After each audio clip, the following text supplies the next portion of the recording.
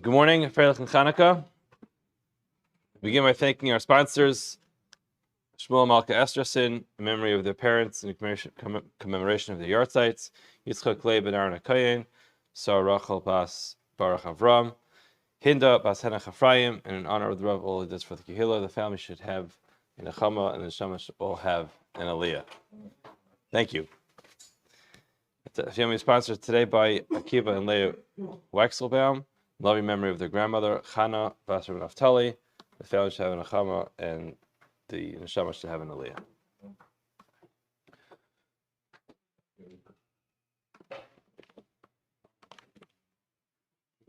Yeah.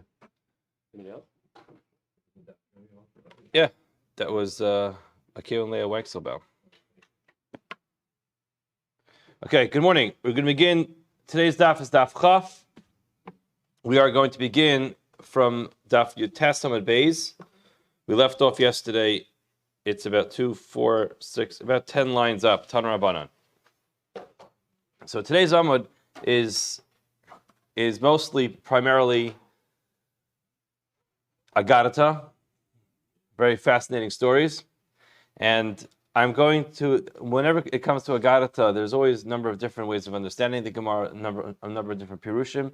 I'm going to stick for the most part with the Pirush of Rashi, Tosfos, and the Marsha. But there's obviously the Ben Yoyada, there's the Maral, there's all different understandings of all these stories in the Gemara, but we're going to stick mostly with the Marsha today.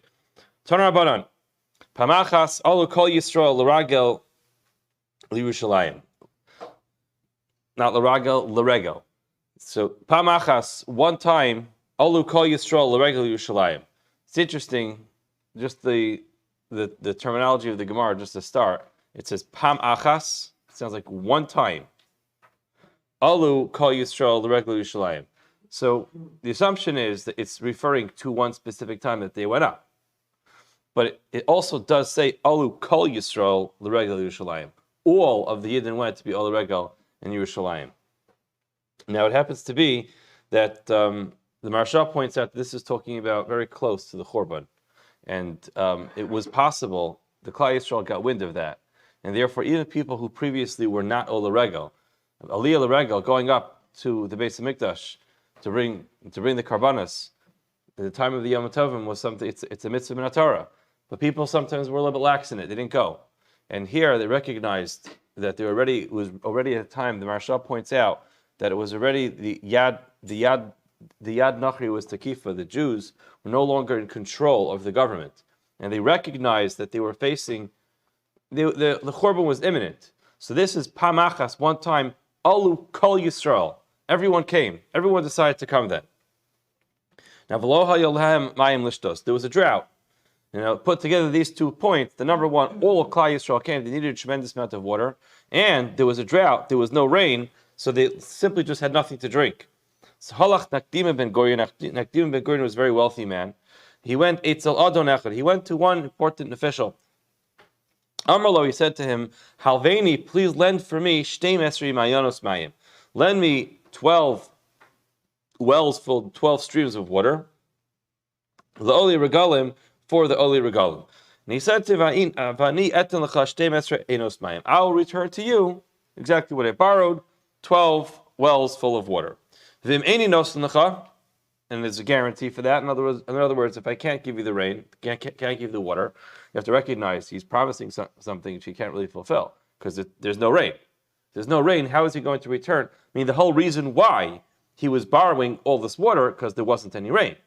So how is he promising he'll give him back the water? So he guaranteed it. He said, if I'm not going to give it to you, I will return to you 12 kikar kesef, 12 coins of silver. In other words, it was a tremendous amount of money that he promised him in exchange for the water. For Kavalos man, he made up a time that if it doesn't rain by that point in time, and if that point in time comes, he doesn't pay back the water, then he's going to have to pay the money. Kivin Chigia has man, once that time came, that just Marsha points out, why 12? Why did he ask for 12 Enos Mayim? So the simple understanding, the Marsha says, is because the 12 Shvatim. So he was, but even that, there's two understandings of what that means. Number one, there was 12 shvatim of people who came up. So he just needed, simply logistically, he needed to have 12 sources of water for the 12 shvatim that came up. The other understanding was that he knew he's going to need schusim for this. He knew that it's not going to be easy for him to get together all this water. So he needed the schus of the 12 shvatim. So therefore, built in to the loan, he already said to him that he's borrowing the 12 streams of water, understanding that the schus of the shvatim will help that it will rain. Now, the time came and it didn't rain. So b'shachris shalachlo. In the morning, this Adon, the person who lent the water, came right there in the morning. The Maharsha points out, why in the morning? Because they already had an argument. And this Adon, he was not Jewish. And he started the day from the morning.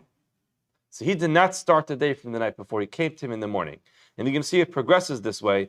And the Maharsha basically makes it interesting, machlokes, that where according to this Adon, he held ad below ad b'chlal. So he said until this time. So he said until that time. So he showed up that morning. So when he came to me, he said, no, you don't realize I'm Jewish.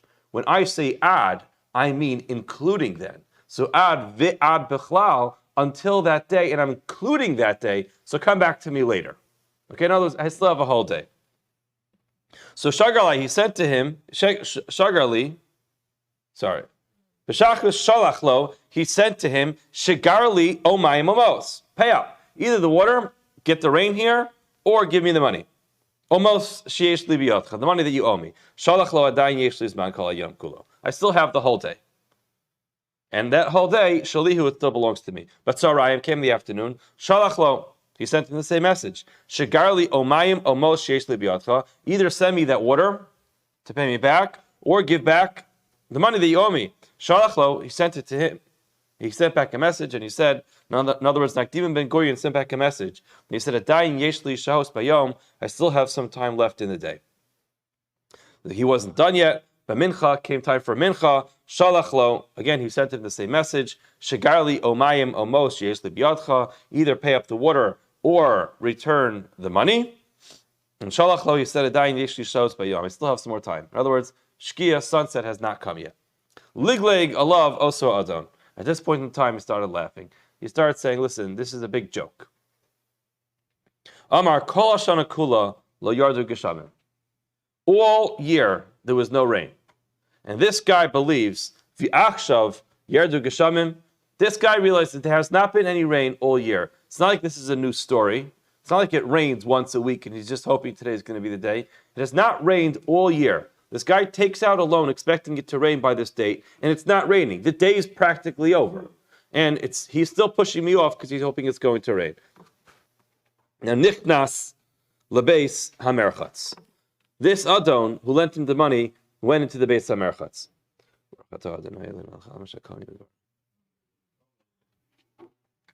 Now, the Maharsha points out, going into the merchatz was not because you just simply needed a shower, but it was part of the strategy.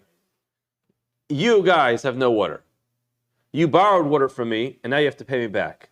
But I still have plenty of water. As a matter of fact, in the middle of the conversation, I got to take a little break. I got to take a shower. I got to go use my surplus of water that I have here. But you guys go figure this out. While I go take a shower, either do me a favor, get all my wells filled up with water somehow, or get me the money. So it was part of the strategy of making fun of Nakdim ben Gurion. So nichnas the beis hamerchatz b'simcha. He walked into the beis hamerchatz full of joy. Ad sha'adon nichnas b'simchas beis hamerchatz. While the Adon was walking, in other words, this person who lent the water went into the bathhouse to go take a shower with simcha. Nakdiman nichnas lebeis hamikdash. Nakdiman went to the beis hamikdash. Kishu atzev. He was disappointed. What did he do? Nis'atev. He wrapped himself up in his talis. V'amad betfila. And he stood there davening. And Amar lefanim Ribbana Shalom. He said, Ribbana Shalom Hashem, galoi v'yadua lefanecha. It is open and revealed before you. Shlo lechvod yasisi, v'lo lechvod beis abba asisi. What did I do this for? He stood before the Ribbana Shalom and he said, what did I do this for? Why did I take out this massive loan? Did I do it for headlines? I didn't do it for myself, for my family, for my father's family. I wasn't trying to make history. I didn't want to be written about in this Gemara, Maseches Taanis. I did this for one simple reason. El lechvod cha asisi. All the Yidden finally came to Eretz Yisrael to be Ola Regal, and there's nothing to drink. What did I take out this loan for? I took this out for you. People came to be Ola Regal. I wanted them to have what to drink. Miyad, immediately Niskashu Shemayim Ba'avim, the entire heavens became filled with thick clouds. The Yardu Geshamim, and it rained. These 12 wells filled with water. But not only that, V'hosiru. There was more than he actually borrowed. So I just think it's worth pointing out over here the style of the tefillah. First of all, he put on his talis, which is tefillah l'ani kiyatov. Part of when a person finds himself desperate in a situation, the proper way of being mispaled is with tzitzis, with his talis on. But not only that, we see a strategy. If a person lives their life like this, ultimately it gives them a pischon pet to mispal. If you do things and you don't do it simply for yourself, you don't do it because you're trying to make headlines. You don't do it simply because you want to have benefit. You do something for the right reason, and sometimes it doesn't work out. We see here from Nakdim Ben Gurion, he was able to say to the Rebbeinu Shalom, do me a favor. I'm here for you. I'm trying to do this for you. If indeed a person does something for the sake of the Rebbeinu Shalom, we give them a pischon peh to say, Kadosh Baruch Hu, I'm trying to do this to help you. Can you help me out? Can you be there for me? And that's how his tefillah was answered. So now he had more water. He got back more water for this Adon than he had borrowed. When this man came out of the shower, out of the Beis HaMerchatz, out of the bathing house, Nakdimon Ben Gurion Yatzim Beis HaMikdash. They both walked out of their respective places at the same time. Now, when they met each other, Amar lo Tainli Demei Mayim Yoser Sheyesh Li B'yadecha. Now, what did Nakdim Ben Gurion say to this guy? He said, by the way, I don't know if you noticed, but while you were in there taking your shower, your well's filled up. But if you'll notice, there's a lot more water in your well than we started with. So here's the bill. In other words, you were so concerned you wouldn't have enough water. Here's the bill. You owe me money, as a matter of fact. You got more water. Maharsha points out over here also, he wasn't actually sending him a bill. But since he went through that harassment the whole day, every couple of minutes he's getting a message, pay up, pay up, pay up. And at the end of the day, just as his bill is becoming due, this Adam goes into to take a shower, starts scorning and making fun of him. So now he threw back a nice line to him and said, you know what, as a matter of fact, now I'm the one who's on top. So here's your bill. Amar lo, he said, Yodea ani, shlo here is HaKadosh Baruch Hu Salamo ela b'shvilcha. So this person, this owner of the water, he's actually honest. And he said to him, I'm actually quite aware of the fact that it's not rained all year, and I said that to you earlier today. And I know that the reason why HaKadosh Baruch Hu shook up the whole world and made it rain was because of you. Ella, but he said, you know what, practically speaking, adayin yesh li pischon peh alecha. I still have what to say to you. I'm still going to charge you the 12 kikar kesef, the 12 bundles of silver. Shekvar shaka chama, the sun already set. The geshamim birshusi yardu.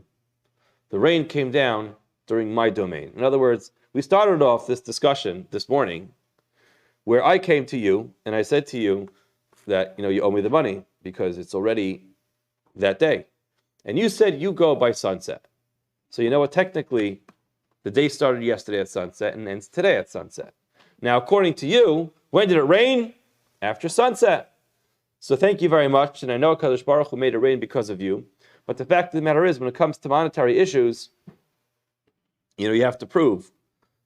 And he says to him, you know what? I'm being motzi money from you because I'm charging you the money. And you owe me the money because fact is, it did not rain on the day that it was supposed to rain. And he had nothing to say back to him because in truth, it rained after sunset. Chazar v'nichnas lebeis hamikdash. Nakdim Ben Gurion went back to the Beis Hamikdash. Again, what did he do? Nis'atef, he wrapped himself up in his talis. V'amad betfila. He started being mispalel. He started davening. V'amar lefana Ribbana Shalom. He said, Ribbana Shalom, please, hoda sheyesh lecha ahuvim ba'olamecha. Show, make a very clear and open sign that the Jews are beloved to you. Show the rest of the world how much you love the Jewish people. Miyad nispazru ha'avim. The clouds moved away, they spread away, v'zarcha hachama, and the sun came out. So, in other words, a miracle of nature. It was after sunset. He went in, he was mispal, he davened to Hashem, he said, show the world how much you love the Jews. All of a sudden, what happens? The clouds move aside, and the sun comes out. So, the Maharsha points out that there's two things over here. Number one is spazru ha'avim, the clouds moved away. And number two, v'zarcha hachama, and that the sun shined. Says the Maharsha that the nispazru ha'avim is not the miracle. It only became cloudy because HaKadosh Baruch Hu made it rain. Hashem made it rain, so it became cloudy. The miracle was v'zarcha hachama, that after the clouds moved away, the sun was shining. It was already after sunset. The sun should not have been shining there anymore. That was the miracle, that the sun was still shining. But also Shah, at that point in time, Amar lo ha'adon, this person, the owner of the water, said, Ilulo nikter rachama hayali piskon pe'alecha. The sun had not broken through, then I would have had what to say to you to charge you. She'otzi mimcha ma'osai. However, now, in other words, I really have nothing left to say. At a certain point in time, you have to just give in and say, you know something? You won. And that's what happened over here. Nakdim ben Gurion ultimately prevailed. He borrowed the water, and he was mispal on behalf of Klal Yisrael that the water should be paid back. The water was paid back. Kadosh Baruch Hu turned over nature to show how much he loves the Jewish people. One of my Rebbeim, Yitzchak Berkowitz, from Eretz Yisrael, he often says that he thinks if the Rambam was around now and writing the Yud Gimel Ikrim, writing the 13 principles of faith that a Jew has to believe in, he would include in there that a person has to believe that HaKadosh Baruch Hu loves them. Because so many people are convinced that HaKadosh Baruch Hu is really out to get them. And it's such a disastrous way of a person living their life, not recognizing how much HaKadosh Baruch Hu loves every single Jew and yearns and pines for their dveikus, to connect to him, to have that love. If people would recognize that, they would recognize how much HaKadosh Baruch Hu loves them, they would live their lives so differently. Apparently that wasn't a challenge in the time of the Rambam, but here we see very clearly, what did he say? What was his tefillah? His tefillah was, Hoda sheyesh lecha ahuvim be'olamecha. Show the world that there is a group of people, that there are Yid in here, that you love. And HaKadosh Baruch Hu said, of course. I mean, it's so easy. That's what HaKadosh Baruch Hu wants us to know all the time. I love you. And we sometimes get caught up in ourselves and we think, I did this wrong, I did that wrong, I'm not a good enough person, I should have been better, I could have been better, this person did that to me, someone did this to me, ultimately I'm not a good person, HaKadosh Baruch Hu doesn't love me. And such a disastrous way of living our lives, of thinking that Hashem does not love us, and it causes us to mess up in so many other areas. If we only remembered HaKadosh Baruch Hu's love for the Jewish people never ever goes away, and not just for the Jewish people as a whole, but for every single Yid, every single Yachid in the world, every single person, HaKadosh Baruch Hu loves them with a love which cannot be replaced, and ultimately it's unconditional. Tana, the Gemara says, we've learned, Lo nakdim and Shemo, Ela Buni, Shemo, his name was Buni. However, V'lama nikra Shemo Nakdimon, why was he called Nakdimon? Because the sun basically pierced through because of him. So his name was called Nakdima. All right, Tana Rabbanan. The Rabbanan have taught us that Shlosha Nikdima Lahem Chama. There are three people for whom the sun actually changed its course. It pierced through even at a time that it wasn't supposed to. Moshe, Yehoshua, and Nakdima ben Gurion. Moshe Rabbeinu, Yehoshua, and Nakdima ben Gurion. So Bishlam and Nakdima ben Gurion, Gemara. That's the Gemara we just learned. In other words, we have this Besorah, we have this story about Nakdim ben Gurion. Where do we find that the sun changed its course for anybody else? Yoshua Nami, the Gemara says, it's very clear. Kroksiv, vayidom hashemesh, vayareach amad. The Shemesh stood there, another idly, and the moon waited to come out. So this is basically, very quickly, the story with the Gevonim. He went to Milchama, and Yeshua did not want them to be fighting too late on Erev Shabbos, so they shouldn't be Michoel Shabbos, and ultimately he suspended the sun from going down for 24 hours. So it's a mefurish, it's a pasuk, it's a pasuk that tells us that the sun stayed out longer in order that it shouldn't be Shabbos, that everyone should be able to get back home in time. Now, Moshe Minalan, where do we have any pasuk in the Torah where it tells us that the sun changed its course for Moshe? And where it says, Amar Rabbi Elazar, Asya Achel Achel. We're using the concept of a Gezerah Shava. Gezerah Shava, Rashi writes it very clearly here on Daf Chaf. Amud Aleph, Rashi is in the Dibur HaMaskil, the third line, and he starts at the end. And there's a period, Shkin Derech HaKsuvim. This is the way of the Ksuvim. Lomad Sasam Min HaMefurish. We learn something which is hidden from someplace where it's open and explicit. Biremez, through a hint. Bedibur Doma Lechavero. If you have two parallel words, one of them is clearly written in the context of the Nes, and the other one is written someplace else.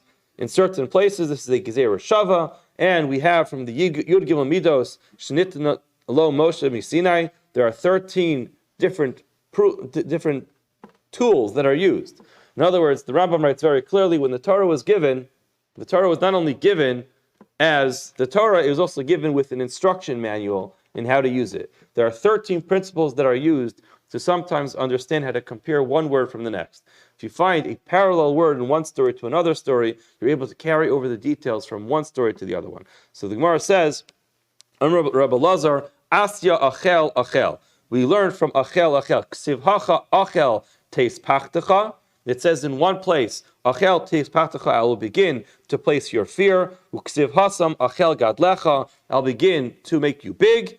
And just like in the story of Yoshua, the sun suspended its time to set, so too by Moshe Rabbeinu that happened as well. Shmuel bar Nachmani Amar, Asya Teis. We actually use the word Teis from one place to the next. Ksiv Hacha Achel Teis Pachtecha, I'll begin to place your fear. Uksiv Hasam Biyom Teis Hashem as Amori. It says, I will place, Hashem will place the Amori. So we learn the word taste from one to the next to tell us that the same details of the story happened by Moshe as the details that happened by Yeshua. Therefore, that teaches us that the sun did not, that the Moshe Rabbeinu had the ability to hold the sun back. We learned it from the words in the pasuk, which says, Asher Yishmon Shemecha v'ragsu b'chol mipanecha. They'll hear your name and they will ultimately fear and tremble before you. Emasai ragsu b'chol mipanecha b'shash nikdaloi chama l'Moshe. When is it that everyone ultimately got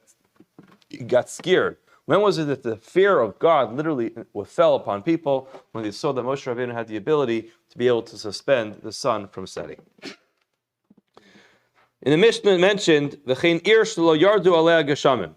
Similarly, a city where rain did not fall. And we mentioned yesterday when we learned this Mishnah that there's a specific fast that's initiated when there is one city from amongst a number of other cities that gets no rain. In other words, nature can't really explain it so well. It's not that there's really a drought. All the surrounding cities get rain, but one city does not get rain. So that's a clear indication that something is off. And under such circumstances, we institute a fast right away. Amar Yehuda, Amar Rab, V'shtein L'klala. Both of those cities, both the cities that got rain and the cities that did not get any rain, they are L'klala. In other words, it's not a good thing. And he goes on to explain. And the reason for that, Rashi writes, is because Osa sheyamtir aleh rov geshamim, the city that gets a lot of rain, shemiskalklines atavua, it's going to ruin everything. In other words, if there's too much rain in one place and it doesn't spread out, there'll be too much rain. We always understand that everything in life works within moderation. It's good to have rain, but it's not good to have a flood. And therefore, both of these cities are not in good shape. Now the Gemara continues. The pasuk says after the Churban that Yerushalayim became like a nida beineim. Nida, obviously referring to a woman who is tamei nida. She becomes asur l'bayla. When a woman becomes tamei nida, when she menstruates, so then the halacha she becomes tamei l'bayla. So there are restrictions between husband and wife. So that's what happened in Yerushalayim Yerushalayim, which was the city where all the Yidden lived, there was, to a certain extent, a marriage between Klal Yisrael and Yerushalayim, became like a nida. They were forbidden from going there. Now, the Gemara says, Amar Yehuda Amarav Livracha. When we find these things, even in the darkest of moments, sometimes we could even find, even in the terminology that's used, that it's Livracha. So the fact that Yerushalayim became like a nida to Klal Yisrael, the fact that it was like a nida was a bracha. Kenida, it's exactly like a nida. Ma nida, just like a nida, yesh laheter. She's not usher forever. She doesn't become forbidden forever. Just wait the proper amount of time. She goes through the Tyra process. She goes to the mikvah, and ultimately she becomes mutter. Ach Yerushalayim yesh takana. It's a sign that don't think that all hope is lost. It's like a nida. The Gemara Masechtas Nida actually says the mipnei ma nida asur l'shiva. Why is it that a nida is asur for 7 days? So the Gemara explains, life gets boring, and sometimes we need to rejuvenate things. And the fact of the matter is, when there's chiddush, when there is an ability to stop, take a little break, and then start over again, that gives excitement into a marriage. So this also could be a pshat in this Gemara, why it's livracha. Sometimes when we get so accustomed to a certain lifestyle, we just don't appreciate it anymore. So, we're waiting way too long for this, for us to ultimately come back. But we have to realize that it will come back. And when it comes back, it will come back better than ever. The Marsha actually writes that Kenida, the fact that it was Kenida, like a nida, like tumas nida, is also a bracha, because we could have thought it would have meant nov and nod, like the bracha of Cain. He just was wandering, he was lost. So there are those who understood Kenida. Kenida meant Klal Yisrael is just going to be a wandering, lost all over the place. But says the Marsha, no, it's like a nida, where we know what happens to a certain extent. There's Isser, there is a period of time when things are forbidden, there is distance, but ultimately we know everything comes back at the end. The Gemara continues that the pasuk says Haisa ka'almana. We read this in Echa Yashva Badad Ira Basiyam Haisa ka'almana. It's like a widow. Amar Yehuda Lavracha, that's also a bracha. Ka'almana v'lei almana mamish. Like an almana, Rashi says it's like an almana mechayim. This is talking about a woman whose husband continuously goes on business trips and leaves for a while. So to a certain extent, she's like an almana, because her husband's never around. She's like a widow, because her husband's not around. But she's not a real almana, because he comes back. So that's the same thing. It's like a woman whose husband went to the cities across the sea. He always is thinking about coming back to her. Pasuk also says, I have placed you like nivzim, you are disgraced and low down. Amar Yehuda lebracha, that's also a bracha. Lo mukmi minan, lo reishe nari, v'lo gizi rifti. They were not appointed. In other words, they were considered as low down people, so they were not given appointments within society. What does this mean? They were not appointed as tax collectors or as policemen. The Marsha says this also was a bracha. Why is that a bracha?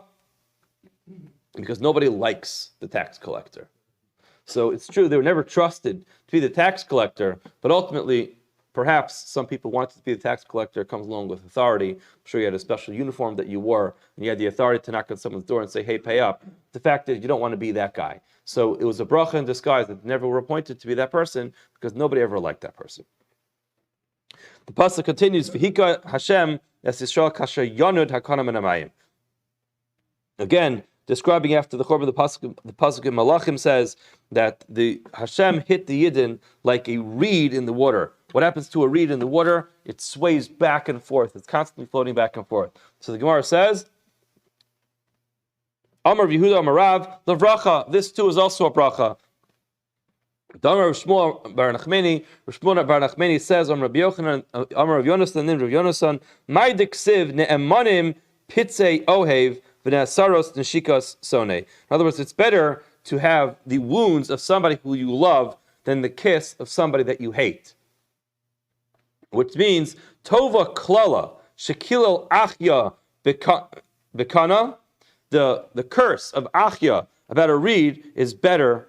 Amar lam li Yisrael v'hikohash. Did I skip something? Tova klala shekilel achya shilaini. As Yisrael, the klala of achya shilaini. that he cursed the Jewish people is Yosemi bracha shebirchan bilam marasha. It's better than the bracha of bilam marasha. In other words, this is what it means. What it means, the ne'emana pitzei oev, a klala that comes from someone who you love is better than a kiss than from somebody who you hate. So the bracha of bilam marasha, even though it's a bracha, is worth less than the klala of somebody who loves you. And the Gemara goes on to explain, Ach yashiloni killan bekana. He cursed them with the kana. And Amar Lam Yisrael, he said to the Yisrael, V'hika Hashem Yisrael kashayan kana. HaKadosh Baruch will hit you like a reed. Ma kana zeh, just like this kana. Zeh omei b'makomayim v'gizo machlif. If you cut it, what happens to a reed? It grows back. V'sharashav merubim. It has very strong roots. It holds it in its place. What happens when there's strong winds that come blow reeds? They blow back and forth, but they sway back and forth, but they stay there. Ultimately, they're rooted in their place. In other words, it blows with the wind. It's not a good thing to blow with the wind, but ultimately, if you're standing in one place and blowing with the wind, it's a good thing. Even though if there's massive winds, they still stay in their place. Bilam Arasha, what did he do? Birchan be'erez. He gave Klal Yisrael the bracha of be'erez. He said, Kinechalam natayu keganos ali nahar ka'ahalim nata Hashem ka'arazim ali mayim. Gave them the bracha that should be like an erez, like a cedar tree. But if you look at that, Shnemar ka'arazim ali mayim ma erez ze'eni omeid b'makumayim. It doesn't stand by water. Va'ein gizo machlif. If you cut down a cedar tree, what happens? It's done. It's finished. It doesn't grow back. Va'ein shrosh of merubim, doesn't have a lot of roots. Afilu kol aruchos sheba'olam. No shros bo ina mazizas osam komo. It can't move. It stays exactly where it is. But kivin shenash ruach dromis, when a southern wind comes, very strong southern wind comes, okraso, the whole tree falls down. V'ovchaso upon it, and the whole thing falls on its face. V'lo od elo shezacha kana litol hemenu kulmas. Not only that, a kana, a reed, was zochet to be used as a kulmas. We don't really do this. Usually they use now a notza, they use a feather, but there is a hiddur to use a reed to write a Sefer Torah. A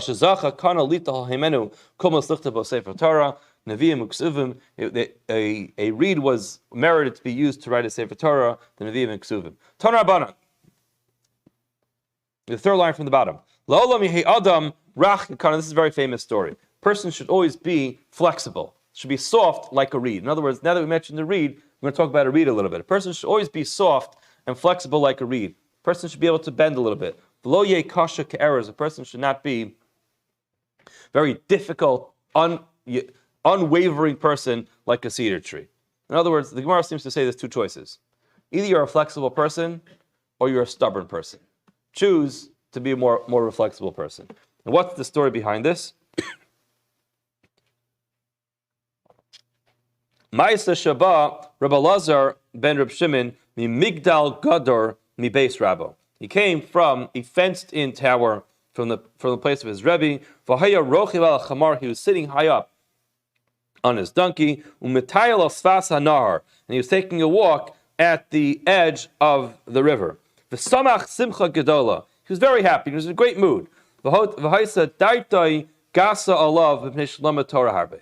He was feeling very good about himself because he had just learned a tremendous amount of Torah. Now that's a good thing for a person to feel good about himself for learning a tremendous amount of Torah. But a person has to get a hold of himself. And here we're going to see a terrible story. He bumped into a person, he met a person who was just very simply very ugly. He bumped into a person who was he looked terrible. He said, Shalom Alecha Rabbi. He said hello to him, he didn't answer him. So Amar lo, Reika, you empty person. Kama mechur oso ish. How ugly, how disgusting is this person? Shema kol b'nei irecha muchuarin kamoscha. Is everyone in your city so ugly like you? So Amar lo, Ein yodea. El leich ve'amar le'uman sha'asani Kama mechor klizeh sha'asisa kivin shiyad ba'atzma shachat yar ben achamar v'nishateach lefanav. What happened? It's even hard to understand the story. But Reb Shimon said to him, "You're so ugly. I mean, everyone in your town look like this." And he responded to him, and he said to him, "I'm not sure if everyone looks like this, but if you have a problem with the way I look, why don't you go back to the person who made me and complain to the person who made me? In other words, I don't make myself look like this." Now, it happens to be that both Rashi and Tosfos mention that this person may have actually not been a real person. It was Eliyahu Hanavi disguised as a person, and it was a test. And it's hard, the Mefarshim do try to understand, where was he coming from? What was he thinking? I mean, what's the pshat in this story that he said this to him? And they explain that he didn't mean necessarily his looks, but he saw his actions were inappropriate, and he was chastising him for his actions. But again, the simple lashon of the Gemara seems to indicate he lost himself for a minute. But once he responded to him and he said, "Go back to my maker and go complain to the one who made me that I'm so ugly," we see how quickly Yarad ben Achamar, he got off his donkey, v'nishtateach lefanav, he bowed down before him. V'yamar lo, and he said, "Na'anesi lecha, I've pained you, I hurt you, I insulted you. Please, Michoel, forgive me." Amar lo, he said to Inni mochel lecha, I'm just not ready to forgive you. Ad shetelech leuman she'asani, until you go to the one who formed me like this, who made me this way. V'yamar lo, and say to that uman, Kama mechor klizeh she'asisa.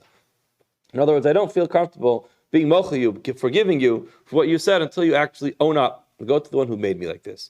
Haymetayel acharav ad she'agiel le'iro. Reb Shimon followed this person until he came to his city, and Yatsu b'nei iro lekraso. The entire city came out as this person was entering the city. And they were saying to him, "Shalom alecha, Rabbi, Rabbi Umori.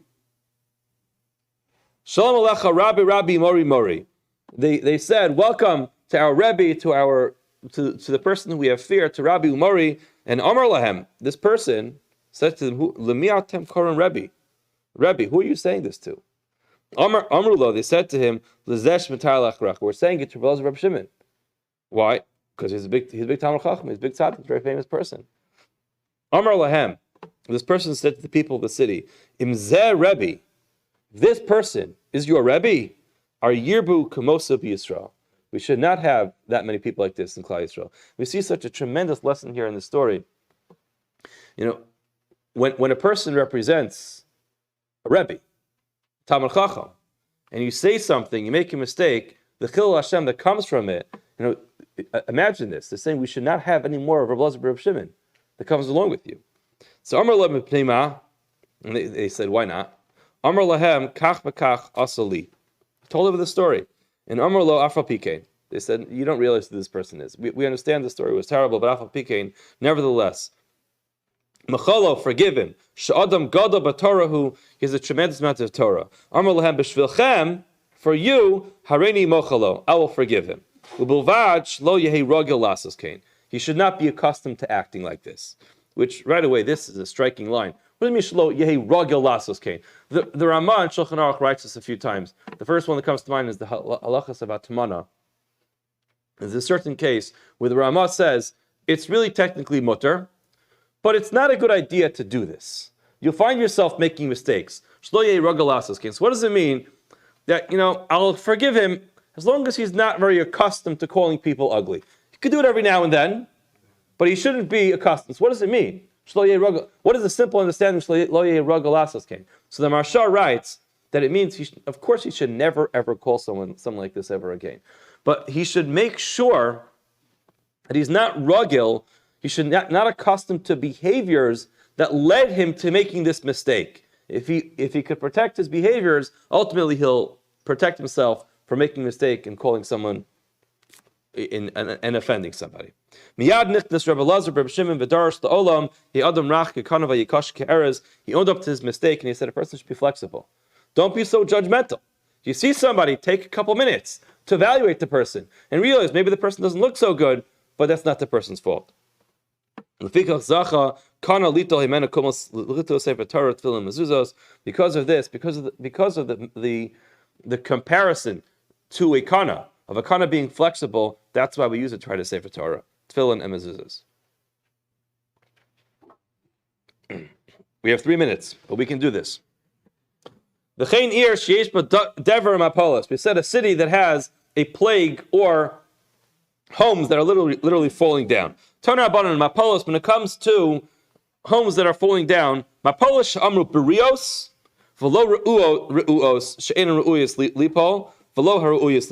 it has to be that these are talking about strong homes, not weak ones, not ones that are ultimately going to fall. So the Gemara is redundant. The Gemara says they have to be strong ones that are not going to fall, but not ones that will fall. So hainu brios, hainu she'enu ru'uyos lipo. What is brios and she'enu ru'uyos lipo? What does it mean that they're strong and that they won't fall down? What's the redundancy for? And hainu ru'uyos, hainu ru'uyos lipo. What does it mean that they're weak and the redundancy of that they're ready to fall down? The Tzrich Gemara says this comes to include the naflu machsku vayu. It's a strong building, but they were built too tall, and therefore they're too tall, they could fall down. Inami dekaimi aguda denara. It's a very strong building, but it's built on wetlands. And if it's built on wetlands, ultimately this foundation can't hold it. It's going to fall in. Kiahi ashisa ru'ua, like this weak wall, dehavi ben Narda, which was in the city of Narda. The lohavi chalaf Rav Shmuel tuta. Rav and Shmuel never walked past this wall. Afagav dekaimi ba'asra tleisar shnin. Even though the wall stood tall for 13 years, they never wanted to walk under the wall because they felt like it was always going to collapse. Yom Achad, Ikla Rav Ada bar Ahava lahasam. Rav Ada bar Ahava came to visit there, and Amar Le Shmuel LaRav Nesi Mar Nakif. They were walking, and what happened? Amar Le Shmuel LaRav. Shmuel said to Rav, remember, we don't walk under this wall because it's going to fall down. It's dangerous. Amar Le Rav said to him, Lo tzrichna ha'idna. Today we don't have to worry about it. Why? Dika Rav Ada bar Ahava ba'atan. Rav Ada bar Ahava is with us, and the nafish zechusei v'lo mistafina. He's a very special person. The wall will not fall on him. So as long as we're walking with Rav Ada bar Ahava, we don't have to walk about it. The Gemara goes on to say, Rav Huna havli hahu chamra bahu beisa re'iyah. He had wine stored in a very weak home. In other words, it was collapsing. It was about to collapse. Uboy lefnuye. He wanted to empty it out, but he was afraid to go in, because if he goes in, the whole house collapsed, be a disaster. So Aile Rav Ada bar Ahava, he decided when he goes to empty out his wine from this house, what's a good idea? Bring Rav Ada bar Ahava there. Rav Ada bar Ahava is a person who has chosam. He will never find himself in a house that's going to collapse. So Mashke b'shmaita ad yapanya, he brought him into the house. He started talking to him and learning until he had a chance to empty out the whole house. Basa de nafak. As soon as they left, what do you think happened? Nafal Besa, the whole house fell down. So Argish Rav Ada bar Ahava caught wind of this, and he said, "What's going on here?" Ikbid, he got upset. And Savarla Kihada Amar of Yanai Olam Al Yamad Adav Makom Sakana V'Yomer Osin Lines. You don't stand in a Makom Sakana and say a nation is going to happen. So the Marsha writes over here, Rav Ada bar Ahava was upset because he understood he was put into a sakana, and he was relying on an ace that it won't fall down. But the Marsha says it wasn't for Rav Huna, it wasn't a problem because he knew that it wasn't an ace. When someone has such zechusim, the house is not going to fall down on them. So for him, he understood it wasn't an ace, and therefore he felt comfortable doing it. But ultimately, a person should not stand in the makom sakana v'yomer osin lineis, a miracle will happen. Shema ein osin lo nes. Maybe an ace won't happen. Vim tinsulomar osin lo nes. Maybe an ace will happen. Menakin lo mizichu yosav. We take away from his merits. In other words, he ultimately is using up his credit. Why put yourself in a situation where you have to use up all your zechusim? Amar Rav Chanan, my crow, what's the pasuk that backs us up? T'chsiv, katonti mikol chasadim mikol emes. Yaakov Avinu said this. I'm going to lose all my chesed, all my emes. Mayavi uvda Rav Ada bar Ahava. What's the story of Rav Ada bar Ahava? Why was he so special? Kihad de itmar shol talmidav. Rav Ada bar Ahava v'maha arachta yamim. Why were you zocha to longevity, to long life? Amar lo miyamai, from all my days. Lo kpadati b'soch beisi. He never got upset in my house. Lo tza'adati b'fnei gadol misha gadol, and I never walked in front of someone who was bigger than me. Lo hirharti b'mevois atenofes. I never thought and learned in Torah. I never thought of Torah in dirty places. Lo halachti dalat amos b'lo Torah b'lo tefillin. I made sure not to walk ever dalat amos 4 amos without either thinking about Torah and making sure that I'm wearing my tefillin. V'lo yoshanti b'beis hamedrash. I never fell asleep in the beis medrash. Lo shinas keva, v'lo shinas aray. I never went to sleep during the Rav's drasha. In other words, he was always stayed up inside the beis medrash. V'lo sasti b'takalas chavera. I never rejoiced when my friend ultimately stumbled. V'lo karasu l'chaveri b'hachinas. I never called somebody by a nickname. V'amri la b'chanicha so. He never called someone not only by a nickname, but even by a nickname that his whole family used. Amalei Rav from Bar Papa.